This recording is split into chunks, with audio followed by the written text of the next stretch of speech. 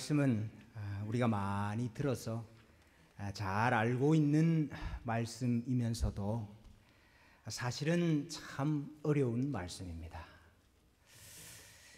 그래서 제가 오늘 어떻게 좀 쉽게 설명을 할 수 있을까 걱정이 되는데 성령 하나님께서 깨닫는 은혜를 주시기를 원합니다.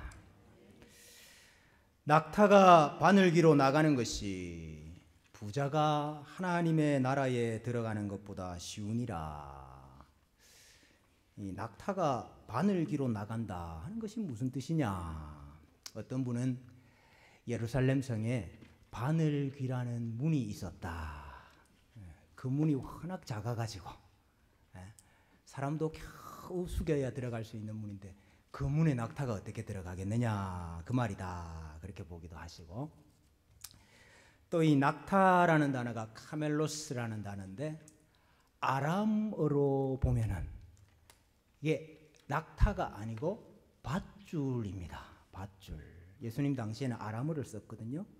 그래서 이 단어가 아람어가 아니냐 이렇게 보는 분들도 있어요.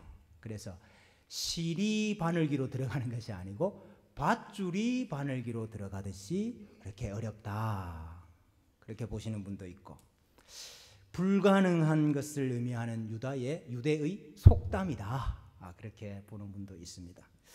어찌됐든 간에 그 의미는 현실적으로 어렵다, 불가능하다, 그런 뜻이겠죠. 부자가 하늘나라에 들어가는 것이 그렇게 어려우면 우리는 다 부자 되면 안 되겠습니다.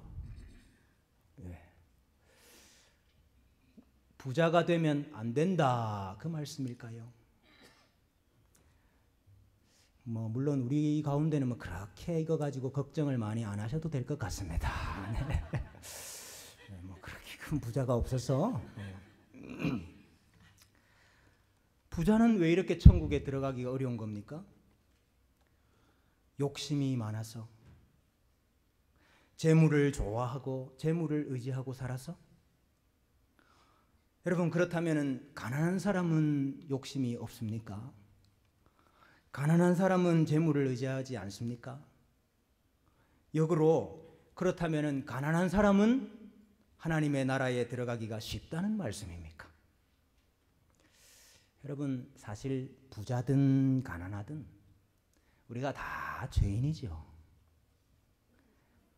부자는 들어가기 어렵고 가난한 자는 들어가기 쉽다, 그런 것이 아닐 것입니다. 또 예수님께서 부자에게 내게 있는 것을 다 팔아 가난한 자들에게 주라, 그리고 나를 따르라 그랬습니다. 정말 우리가 가진 거 다 나눠주어야 하나님의 나라에 들어갈 수 있는 것입니까? 우리가 무소유로 살아야 영생을 얻을 수 있는 것입니까?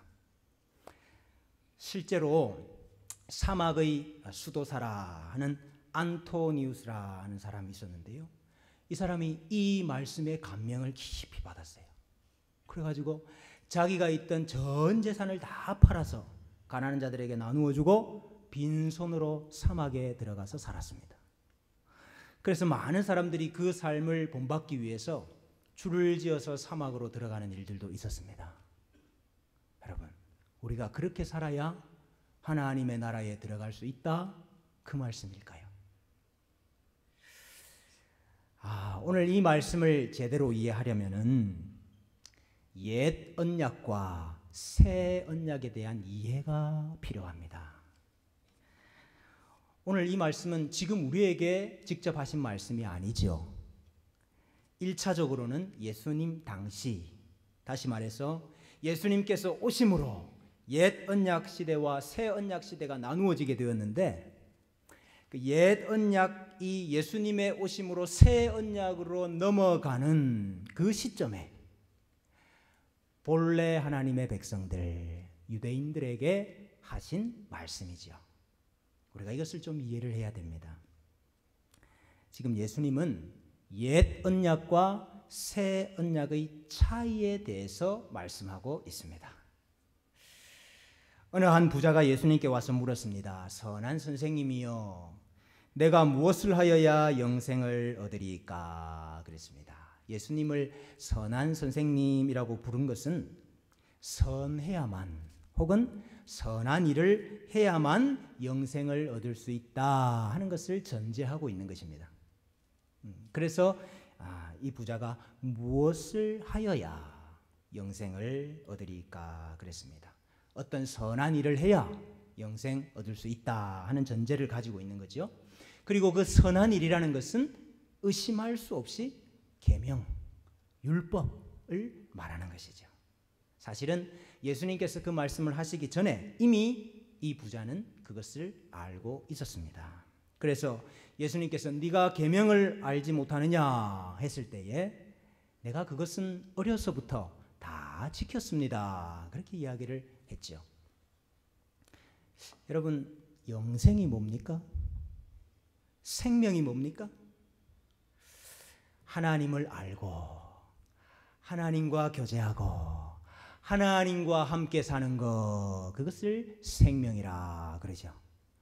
그래서 하나님과 단절된 상태를 가리켜서 죽었다, 죽음이라 그렇게 말을 합니다. 근데 여러분, 어디서 하나님을 만납니까? 어디서 하나님과 교제합니까? 하나님께서 내가 임재하리라, 내가 거기에 임하리라 약속한 땅이 있습니다. 구약 성경에 그 약속한 곳이 바로 성전이죠. 그 성전이 확대된 곳이 가나안 땅입니다. 하나님은 그 땅에 임재하시고 그 땅에서 자기 백성과 만나셔요. 그래서 생명을 어디서 얻느냐? 그 땅에서 얻는 거죠. 약속의 땅에서 생명을 얻는 거죠. 그래서 여러분, 예수님께서 영생을 얻는 것과 땅을 기업으로 얻는 것을 동일한 말로, 동의어로 사용하고 계십니다. 청년은, 이 부자는 내가 어떻게 하면 영생을 얻겠습니까? 이렇게 말했는데 예수님은 하나님의 나라에 들어가는 것으로 그것을 설명하고 계셔요. 여러분, 사실 부자의 질문에서도 이것이 잘 드러납니다. 내가 무엇을 하여야 영생을 얻으리까 그랬죠. 근데 거기 얻는다 하는 단어가 땅을 기업으로 받는다 그 뜻이에요. 땅을 유업으로 받는다 하는 뜻입니다. 그러니까 지금 내가 어떻게 하면 영생을 기업으로 받겠습니까? 유업으로 상속받을 수 있습니까? 이렇게 물은 거죠. 영생을 얻는 것이 땅을 얻는 것, 땅을 기업으로 받는 것과 동일하다 하는 것을 이 청년은 알고 있습니다. 여러분, 가나안 땅을 기업으로 받아서 그 땅에서 하나님과 교제하면서 사는 것, 그 땅에서 하나님 계명 지키면서 사는 것, 그게 여러분 생명 아닙니까? 옛 언약에서는, 구약 성경에서는 그것이 바로 생명입니다. 이 부자의 마음에는 나는 이미 선한 일, 계명과 율법을 어려서부터 잘 지켰고 하나님의 나라를, 가나안 땅을 이미 기업으로 받았으니 나는 하나님의 백성으로서 하나님의 기업을 누리면서 사는 사람이 아니냐 하는 전제가 사실은 이 사람에게 있는 것입니다. 이 사람은 실제로 땅이 많은 사람이었어요. 오늘 22절에 보면은 그 사람은 재물이 많은 고로 이 말씀으로 인하여 슬픈 기색을 띠고 근심하며 갔다 그랬는데, 거기 재물이라 하는 이 단어가 사실은 땅이라는 단어입니다. 토지라는 단어입니다. 그때마라는 단어. 여러분, 이 부자는 땅이 많은 사람이었습니다. 여러분, 땅이 많다는 것을 오늘날 우리 개념으로 이해하면 안 되겠죠? 여러분, 이 당시에 유대인들에게 이스라엘 땅을 내가 많이 가졌다 하는 것이 무슨 의미입니까? 바로 구약에서 약속하신 그 땅을 내가 얻었다 하는 뜻이죠. 하나님의 나라의 기업을 내가 얻었다 하는 뜻이죠. 그러니 이 부자는 나는 하나님의 기업을, 하나님의 나라를 이미 받았다 이렇게 생각을 하고 있다 이 말입니다. 이러한 부자의 생각에 더욱 확신을 심어주는 증거가 있어요. 그 증거가 바로 자신이 가지고 있는 부요입니다. 자신이 가지고 있는 재물입니다. 여러분, 구약에서는 이 물질, 재물, 부요가 하나님께서 주신 복이지요. 예, 복 맞습니다. 젖과 꿀이 흐르는 땅에 들어가서 그 땅에서 나는 수확, 풍요를 누리고 다산을 누리고 하는 그것이 하나님께서 약속하신 복 맞지요. 대표적으로 신명기 28장에 보면은 모모의 자녀와 또 토지의 소산과 짐승의 새끼가 복을 받을 것이고 광주리와 떡반죽 그릇이 복을 받을 것이고 하나님이 너의 토지의 소산을 많게 하실 것이고 그래서 내가 다른 민족에게 구워줄지라도 꾸지 아니하리라. 복 맞잖아요. 그러니 부요하다 이 말은 내가 복 받았다 하는 말이고 하나님의 나라를 기업으로 받았다 하는 뜻이고 내가 하나님의 율법을 잘 순종하고 있다 하는 뜻이 되는 것이요. 유대인들이 바로 이런 생각을 가지고 있는 겁니다. 여러분, 이것이 구약적인 문맥에서는 틀린 말이 아닙니다. 그러니 나야말로 하나님 나라의 복을 받은 사람이 아니냐, 나야말로 이미 생명을 얻은 자가 아니냐, 이렇게 부자가 생각하고 있는데, 아니 예수라는 랍비가 나와서 자꾸 하나님의 나라가 임한다, 하나님의 나라가 임했다, 하나님의 나라에 들어가야 된다, 이런 말씀을 자꾸 하시니까 도대체 저 말은 무슨 뜻인고, 이런 의문이 생긴 거죠. 그래서 예수님을 찾아온 것입니다. 아마 이 부자는 정말로 알고 싶었을 것입니다. 그래서 예수님께서 그를 사랑하셔서 이것을 가르쳐 주셨다 그랬죠.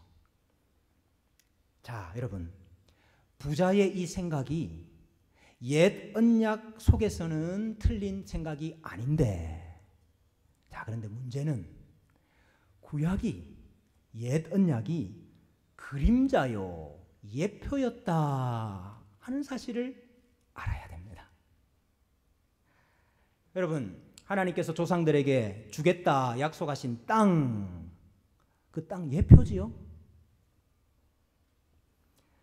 그러면 하나님께서 임재하시고 자기 백성과 만나시는 그 땅은 사실은 성전 아닙니까? 여러분, 참 성전이 누구이십니까? 참 성전이 예수 그리스도시죠. 하나님의 백성들이 어디에서 하나님을 만납니까? 어디에서 하나님께 나아갈 수 있고 하나님과 교제할 수 있어요? 예수 그리스도 안에서 할 수 있죠. 그러니 참 성전과 참 땅이 바로 예수 그리스도라 이 말이죠. 구약에 주시겠다 약속하신 땅의 실체가 사실은 예수님이라 그 말입니다. 가나안 땅에서 누리게 되는 온갖 복들은 사실은 예수 그리스도 안에서 누리게 될 복을 예표하는 것이었다 이 말입니다. 옛 언약에 속한 자기 백성들, 유대인들은 이것이 바로 예표이고 이것이 바로 그림자였다 하는 이 사실을 깨닫지가 쉽지 않았어요. 여전히 그 땅, 그 이스라엘 땅, 그 지리적인 땅, 그 땅이 땅이라 생각한다 이 말이죠. 그래서 그 땅에서 얻게 되는 물질적인 부요, 재물, 수확, 그것이 하나님 나라의 복이라 그렇게 생각하는 거죠. 여러분, 그러나 이제 모든 약속의 실체가 왔기 때문에 그림자는 사라져야 되는 시기가 온 것입니다. 옛 언약의 그림자를 버려야 새 언약의 실체를 얻을 수 있게 되는 것이죠. 옛 언약의 땅을 버려야 새 언약의 진짜 땅, 참 땅이신 예수 그리스도를 얻게 되는 것입니다. 예수님께서 부자에게 하신 말씀의 의미가 바로 이것입니다. 네가 아직도 한 가지 부족한 것이 있으니 가서 내게 있는 것을 다 팔아 가난한 자들에게 주라. 그리하면 하늘에서 보화가 내게 있으리라. 그리고 와서 나를 따르라 그랬죠. 이 말씀은 가진 것을 다 버려야, 소유하는 것이 없어야 구원을 받을 수 있다 하는 그 뜻이 아닙니다. 재물에 대한 욕심을 다 버리면 하나님 나라 들어갈 수 있다, 그 말씀도 아닙니다. 이타적인 사람이 되어서 많은 사람들을 도와주면 하나님 나라에 들어갈 수 있다, 그런 말씀도 아닙니다. 지금 윤리적인 말씀을 하시고 계시는 게 아니에요. 이제 새 언약이 왔기 때문에 옛 언약에 속했던 집과 토지, 땅이지요. 옛 언약에 속했던 가족들, 옛 언약 백성들이죠. 버려야 할 때가 왔다 하는 뜻입니다. 여러분, 마치 하나님께서 아브라함을 불러서 새로운 언약을 맺으실 때에 내 본토 친척 아비 집을 떠나라 그랬잖아요. 버리라 그랬잖아요. 바로 그 시기가 온 것입니다. 그림자 땅을 떠나서 새 땅이신 예수님 안으로 들어가야 되고, 혈육 중심의 옛 가족이 아니고 새 언약으로 맺어진 새로운 가족을 얻어야 할 때가 온 것입니다. 율법을 준수함으로 기업을 얻고 그 기업에서 재물의 복을 누린다 하는 이 옛 언약에 속한 생각을 버려야 된다, 이 말씀이에요.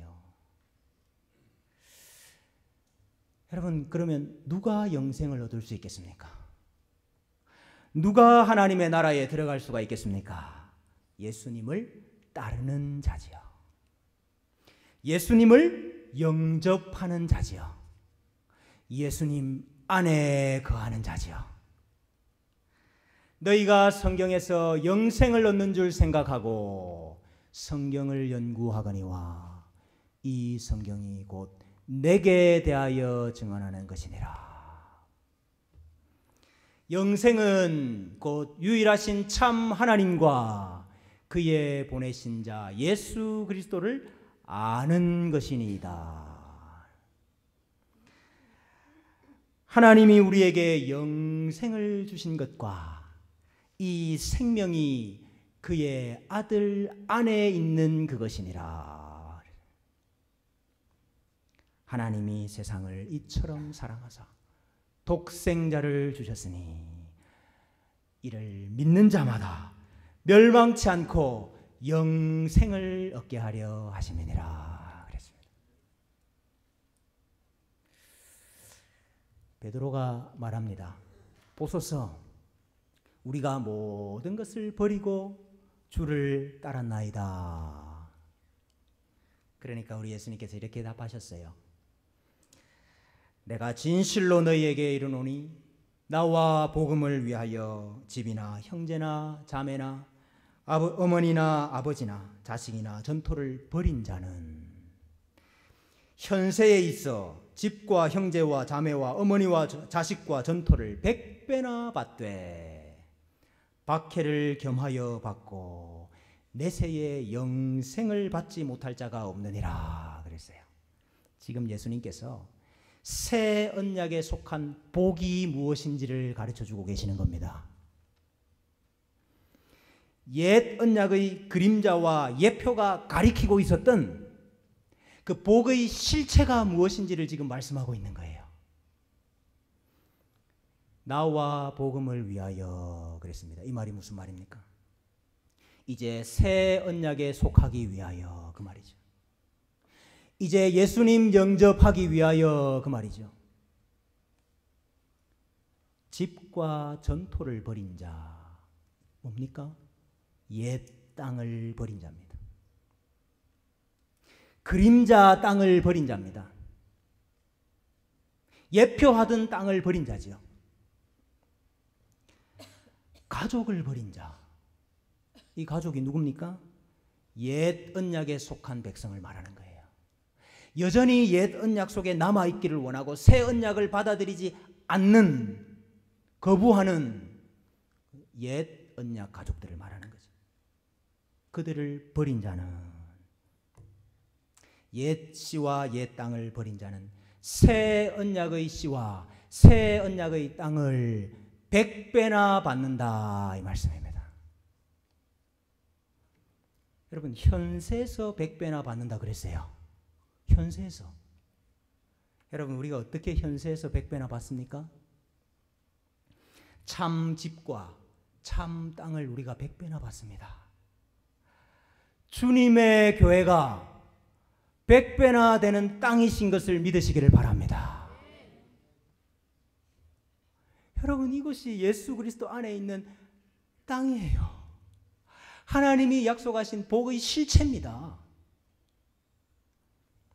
교회를 통해서 100배나 받아요.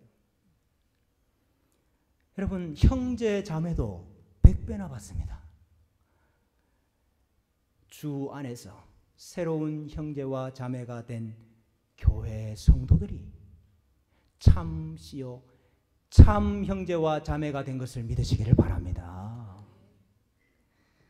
예수 그리스도 안에 난 성도들은, 예수 그리스도로 말미암아 새롭게 태어난 성도들은 하나님을 아버지라 모시고 교회라는 어머니를 통해서 태어난 한 형제요 한 자매가 되는 것이죠. 그래서 바울은 루포의 어머니를 가리켜서 내 어머니라 그랬고, 오네시모를 가리켜서 내가 갇힌 자 중에 낳은 내 아들이라 그랬어요. 여러분, 그런데 박해를 겸하여 받고 그랬어요. 구약 시대와 같이 하나님께서 주시는 그 물질적인 복, 부요한 것, 그것만이 복이 아니다 하는 것을 말씀하시는 거 아닙니까? 예수 그리스도 안에 있는 것이 바로 우리의 복인데, 그 복을 받은 자들도 고난당하는 때가 있다 그 말이에요. 핍박을 당하기도 한다 그 말이에요. 시험을 통과해야 되기도 한다 하는 것이죠. 때로는 잃어버리기도 하고, 때로는 아프기도 하고, 때로는 가난하기도 하다. 여러분, 그게 하나님의 저주입니까? 그게 하나님의 저주고 하나님의 벌입니까? 그렇지 않습니다. 이는 하나님의 공의로운 심판의 표요 너희로 하여금 하나님의 나라에 합당한 자로 여기심을 받게 하려 함이니 그 나라를 위하여 또한 고난을 받느니라 그랬어요.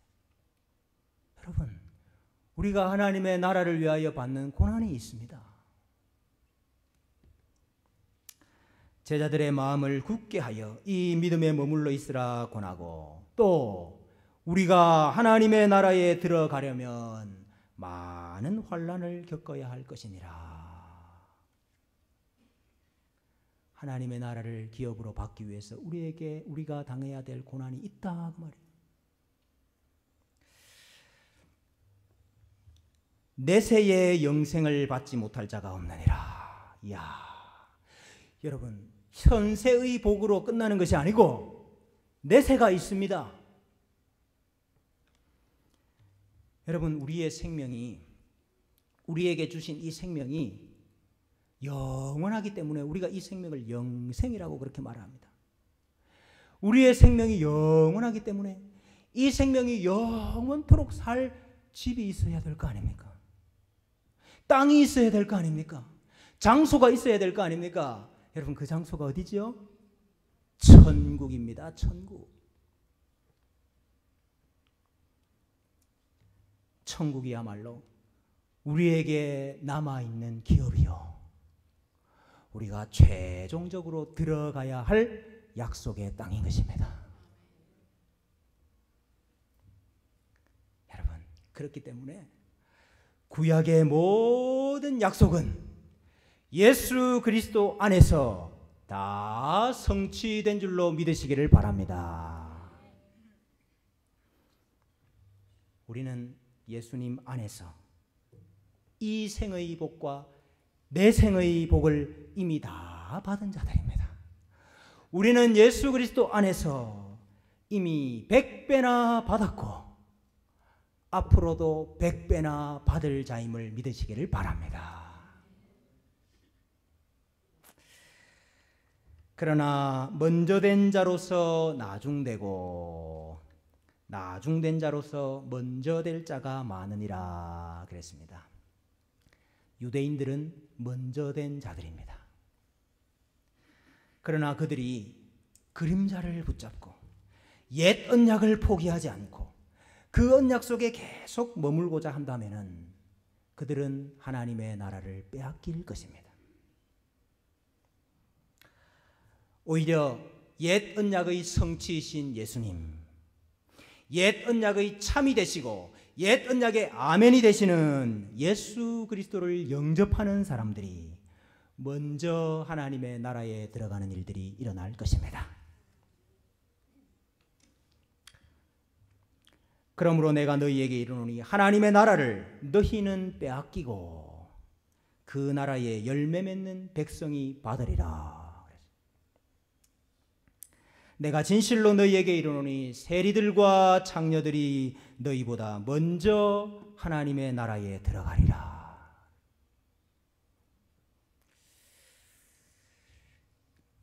여러분, 그렇다면은 이제 새 언약의 백성이 된 예수 그리스도 안에 있는 우리들에게 주시는 제물의 의미는 무엇일까요?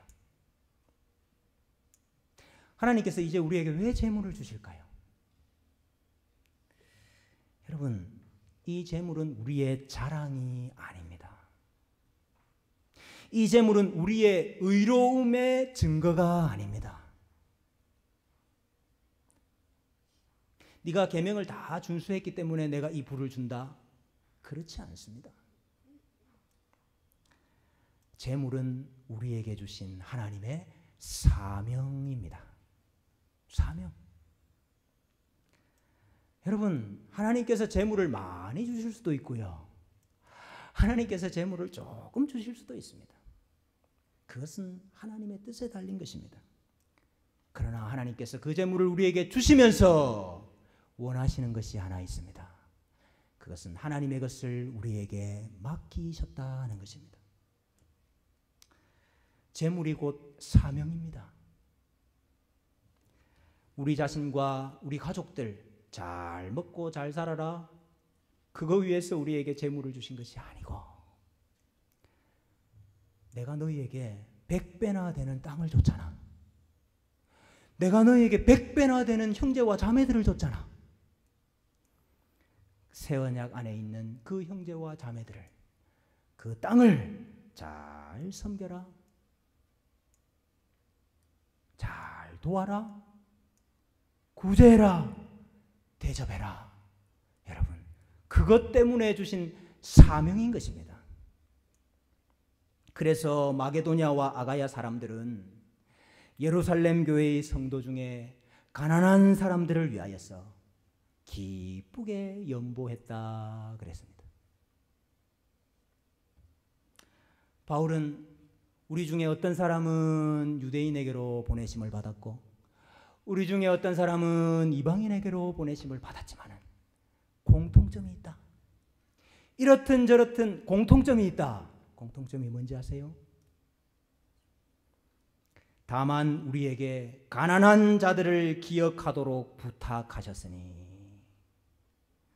이것은 나도 본래부터 힘써 행하여 왔노라 그랬어요. 가난한 자들을 돌아보라, 가난한 자들을 섬겨라, 우리에게 주신 사명입니다. 이렇게 말하면 또 이렇게 생각하는 분들이 있겠죠. 야, 그러면 뭐 일 안 해도 다 도와줄 건데 도움 받고 살아야 되겠다. 그러면 더 편하고 좋겠다. 여러분, 그래서 사도 바울이 에베소 교회 장로들을 다 불러 모아놓고 마지막 고별 설교를 하면서, 고별 설교의 결론이 무엇이었습니까? 범사에 여러분에게 모범을 보여준 바와 같이 수고하여 약한 사람들을 돕고 또 주 예수께서 친히 말씀하신 바 주는 것이 받는 것보다 복이 있다 하심을 기억하여야 할지니라 그랬습니다. 여러분, 주는 것보다 받는 것보다 주는 것이 복이 있다. 예수님께서 하신 말씀. 여러분, 이제 우리에게 맡기신 재물 이 땅에 쌓아주지 말고 하늘에 쌓고 사시는 성도님들 되시기를 바랍니다. 하나님께서 우리에게 더 많이 섬기고 베풀 수 있도록 우리에게 복을 더하여 주시기를 원합니다. 여러분, 혹시 가족을 잃어버리신 분 계십니까? 혹시 혈육과 나누어지신 분들이 계십니까? 혹시 재물을 잃어버리신 분이 있습니까? 재물을 빼앗긴 분이 계십니까? 그래서 나는 없고 나는 가난하다 그렇게 생각하는 분들이 계십니까? 움츠러들고 쪼그라들지 말고 나는 예수 그리스도 안에서 모든 것을 다 가진 자다 이렇게 생각하고 사시기를 바랍니다. 여러분, 우리는 예수 그리스도 안에서 100배나 받고 사는 사람들입니다. 예수 그리스도 안에 사는 사람은 이렇게 살아야 돼요. 100배나 받은 자로 부요한 자로 사시기를 바랍니다.